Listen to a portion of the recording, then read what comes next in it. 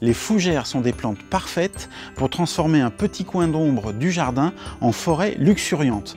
Il en existe d'innombrables variétés, certaines sont très hautes, d'autres vont être couvre-sol. Il y a même des fougères arbustives qui peuvent monter à plusieurs mètres de haut. Et c'est une plante qui n'a qu'une exigence, elle aime vraiment l'ombre, la mi-ombre, et toutes ont besoin d'un sol plutôt acide, frais et bien drainé, ça c'est important. Elles ont besoin d'un petit paillage aussi sur le sol, ça va maintenir cette fraîcheur qui leur est indispensable. Et l'un des meilleurs paillages que vous pouvez utiliser pour les fougères, ce sera là, pour le coup, l'écorce de pin, puisqu'elle va apporter une légère acidité au sol qu'elles adorent. La plupart des fougères sont vivaces, bien sûr, beaucoup sont persistantes, mais beaucoup aussi sont caduques. Donc il faut savoir qu'avec les caducs, l'hiver, il n'y aura plus rien. Et vous pouvez aussi les faire pousser en pot pour mettre sur une terrasse ombragée, c'est absolument parfait.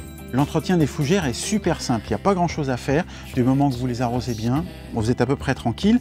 Et leur feuillage absorbe l'humidité, donc ne pas hésiter à les brumiser, elles vont adorer ça, elles n'en seront que plus belles. Ici, on voit, il y a quelques feuilles qui ont grillé, parce que ça, c'est un petit manque d'arrosage, il y a eu un petit oubli ici. Le plus simple, ça va être de les couper, ces feuilles abîmées, tout simplement, et les nouvelles feuilles vont repousser automatiquement. Il n'y a rien de compliqué là-dedans. Vous avez une gamme de couleurs absolument folle avec les fougères, des verts foncés à des verts jaunes et même presque des jaunes tendres, des jaunes un peu acidulés.